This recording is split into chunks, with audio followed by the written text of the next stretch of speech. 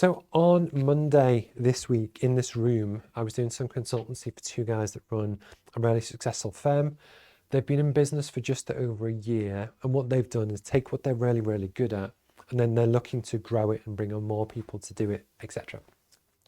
And what was really interesting, especially when you start any new business, is to really figure out what is your business model and how do you actually want to make money.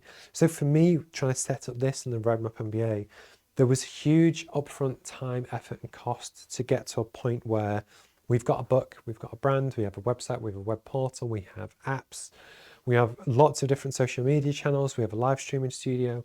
We're actually now at the point where we can hopefully create content really quickly that's hopefully really high quality. We can just start to get the message out there, with the idea being that actually, yes, we have a free tier and that's on purpose, and we expect over 90% of our users to use our stuff completely for free. So if you go into roadmapmba.com, you can get a business education completely for free, and I promise it's really good stuff. But actually it's with our paid tiers where basically we can jump on the drop-in classroom sessions multiple times a week, where basically I help you walk through your own different problems and helping to solve different things, because I think that has real value. Plus you get all the books, and we do carbon offset, and we do lots of other good stuff, and we send them kind of around the world. But the idea is, it was really difficult for me to get to a point where, basically where I am now, that now as I accelerate, in theory, I could sell 1 million copies of the book or have 1 million people on a live stream, and I don't have to work any harder. I've done the bit to break the back of it, and that's the business model I'm looking to do for that.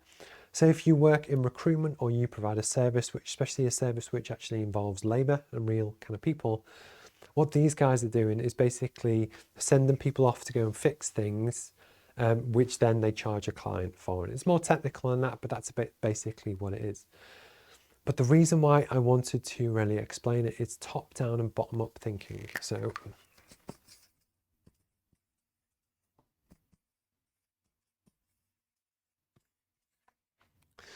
So one of my first questions when I do consultancy for different people is to say, well, actually, what is it you're trying to achieve with your business? What is your end goal? And often with most people, it's to build something that they can then exit and sell in, say, 5 to 10 years time and make a lot of money. That's the reason why most people start a business. But in order to do that, you have to fast forward 5, 10 years. And what you essentially need to build is something that has intrinsic value. It's something that has its value if the owner or the main people working in the business step away. So with the roadmap, what we're trying to do is build a platform with millions of users and that has really good engagement and that kind of thing, that should someone want to buy it and take it forward, there's an entity that they can buy that at some point won't need me to run. With these guys' businesses, it was the element of, okay, so at the moment you each, I'm going to pick round figures, but say if they could each earn £100,000 a year going out to sell their services and do stuff for other people. Two guys, so therefore £200,000 is what they currently could take home just doing it themselves, just working for themselves. If you then start to do a business and you start to kind of think, well, actually, I want to make more money, I want to build something which can have more value, the bottom up approach would basically be to do with, well, actually, so if we send out men to go and fix trucks, say, so we might pay the person £650 a day to go and do the job, but we charge them out to the client at, say, £800 a day, which basically means that your direct profit off one sale is £150. And the idea of what we're starting to do with this is actually how many units of profit, so how many times you have to sell this to be better off than actually if you didn't try and go that business model and you just sold your own services. So if you earn £100,000 a year just going off to doing your job that you're really good at, brilliant. But actually, how many days of other people's time do you need to sell to be better off than where you are right now? And essentially what you're then starting to do is work out, well, actually, yeah, I would need a database of 500 engineers that I can send to different places. And actually I would need to win work that can feed those 500 people. So actually that could happen. But then again, that could be really difficult to do. These guys might put their prices up. They might put their prices up to $7.50 a day, in which case your profit drops. And what you're starting to do is actually starting to figure out from a bottom-up approach, could you really kind of make money from this? From the top down though, and if your aim is to build a business which you can one day exit, when you build the org chart for the business, which I will just turn over.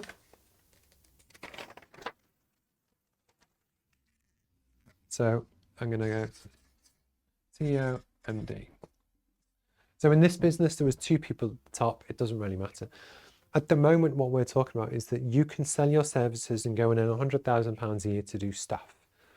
But if you want to build a business, as we've described, where basically you send guys to do something and you make a profit margin, when you actually do the maths to work out, well, actually, how many guys at £150 profit per day do I need to sell to make £100,000?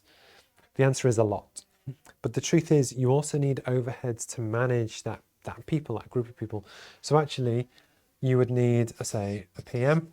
So you would need a project manager to actually kind of, we'll assume that the project manager can oversee 100 people, which I think is ambitious. So actually, if you need 500 techs, so if you need 500 people, actually you need 5 project managers to manage 100 people each to manage that people. But then you also need an office. You would need admin and payroll, because basically then to actually pay the guys and do all the stuff.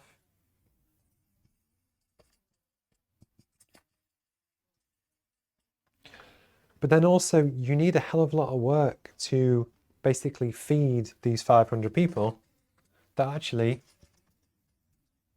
you're going to need sales as well.